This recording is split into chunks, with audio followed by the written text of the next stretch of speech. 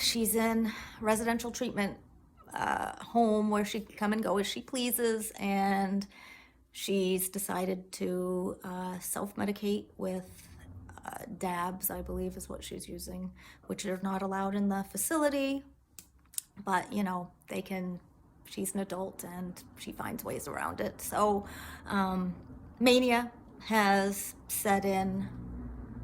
This morning I received a text from a parent of one of her friends, and her dad and I have been talking, and her dad reached out to the facility and they confiscated some of her marijuana out of her room, which is a no-no, which is grounds for getting kicked out. And I'm sitting here thinking to myself, here she is in full-blown mania.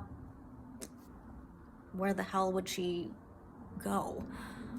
Of course, is my greatest concern. So they were somehow able to keep her out of the hospital the last time she went through a manic phase, and if they can do that again, I will be amazed. I just don't know. She called me and she thought she heard a car door and she hung up on me, like she's obviously feeling a little paranoid. Has sent a couple vulgar texts like "go suck a big dick," the usual. So yeah, that's where I'm at today. And I'm also trying to work remotely through this. So I write policies and procedures for a living. And yesterday I was just informed by my supervisor that they're basically so I guess I'll continue to write policies, but they're giving procedures to another unit, basically. So my job's a little iffy right now. I have no idea what that means, but it wasn't great news. So I guess things come in waves. And yeah, so I knew things were off yesterday with her. Today, though, they've hit full scale. So my tinnitus is really, really acting up. Like the ringing in my ears is pretty bad. And again, I only share this in case someday it helps someone else. Because with all the self-development I've been working on and reading A Course in Miracles and really putting my faith into a higher power, that's coming in really handy right now. It's very important. So where I would be a panicked mess, just even a year ago, yes, my head is pounding. I feel sick to my stomach. I'm worried beyond worry. But I'm also feeling this sort of calm. And that calm is coming from an inner knowing and a believing that there is a higher power out there, that God is bigger than whatever this is, and that God is going to watch over her and me, and that this will go in a direction that it's supposed to go. And me sitting here panicking about it isn't going to help anybody. But obviously as parents, that's hard to do. But anyway, we got to hang in there, and we got to keep praying, and we got to keep believing, because hope, faith, belief, that's what we've got here, folks. And that's what we need to grasp and hold on to and love. I love her dearly, but I have to love her from afar sometimes. And that's what we need to do. And we have to trust that God's love will work its magic. So there it is. And I'll try to keep you guys updated. Thanks. I had mentioned yesterday she's going through mania, and it's increasingly getting worse, and she's reaching out to a lot of people. So I'm getting messages from people I haven't heard from in years, concerned with her posts and her texts. So for any other parent that goes through this, I'm sure I'm not alone in this, but it does get wearing. And I finally gotten to the point where I can't protect anymore and not tell her diagnosis. I finally am just like, this is what's going on. she is going through mania and she doesn't know what she's saying. So I just try to apologize for that and explain it's nothing she asked for, and hopefully she doesn't remember it when it's over. Tried to reach out to me a few times. My boyfriend this morning, she tried to FaceTime very early, and we've learned the hard way that ignoring it is probably the best. I'm not even sure she remembers or knows what she's doing. I think her mind is going so quickly. Looking at the social media posts, they make no sense whatsoever. And yeah, today we have, we have friends coming over. They're leaving for Florida next week, so we're having a little gathering. So I had to kind of put my face on, and I'm gonna have to brave face it, as most of us do, right? We have to plug away and keep going. And I could have canceled, but what good was that going to do? Because I have no control. There's nothing I can do about this right now. I did wake up this morning, well, after the early FaceTime buzzing that was going on. I, of course, couldn't get back to sleep. And I prayed. I just laid in bed for probably 2 hours because I didn't want to get up, because I knew my phone was going to be an explosion of God knows what. So I prayed and I asked for some sort of insight. And what came to me was interesting. Again, I'm not, I've rarely gone to church. I'm not a religious person. So everything I get just comes through my mind. And what I was sort of guided to do was to envision this white light from my heart to hers.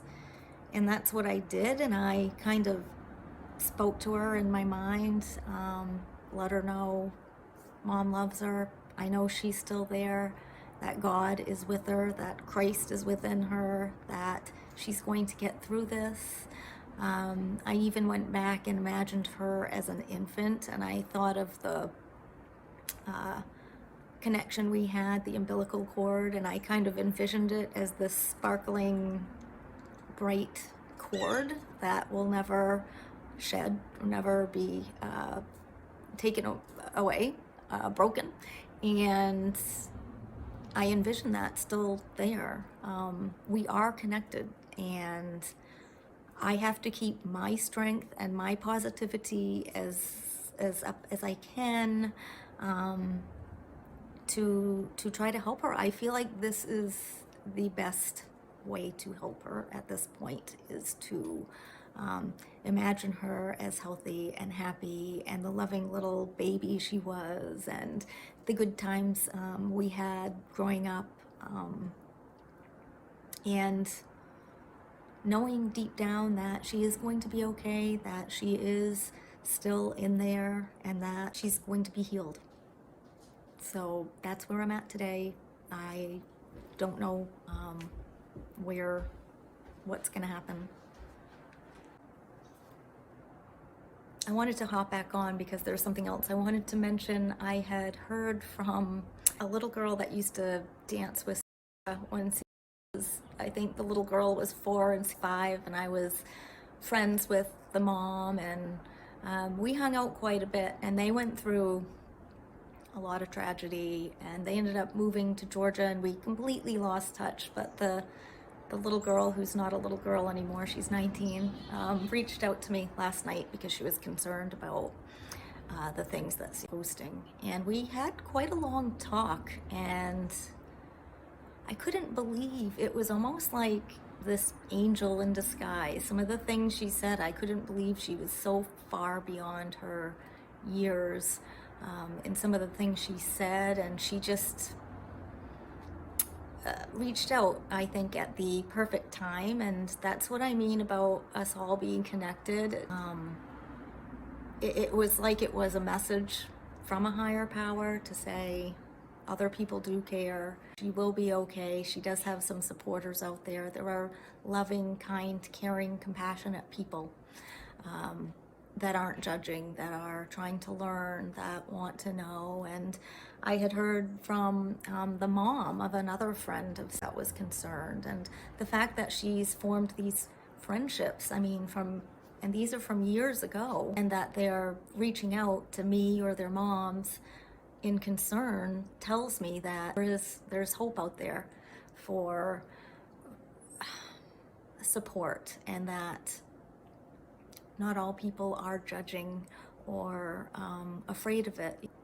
It gives me hope in humanity, because you start to kind of lose that when you watch your child spiral, and then you see other kids who are doing exceptionally well, and Halloween's coming, and you see posts of pumpkin carving and apple picking and all those fun things you used to do that you can't do anymore, that your child's lost interest in. But it's hard sometimes not to feel jealous of that, I guess. I don't know if that's the right word, but I know other parents are understanding what I'm saying, because I know you've all felt it. I think it's important to recognize that happiness it's a love that we need to embrace and not feel jealous of. I think we need to look at it and remember the good times that we had, and possibly we'll have again, because we have to have faith that our child will come back to us, that love will bring them back. And I'm just seeing it in so many different messages and so many different ways, and I just wanted to share that. So hold on to hope, keep praying, be guided by not just your intuition and prayer, but other people, and things that you see that make you happy and make you smile. And when people reach out and they just want to help or they're concerned, embrace that, because I think those are messages, bigger messages that we need to realize. So thanks again for listening, and I will be sure to keep you updated.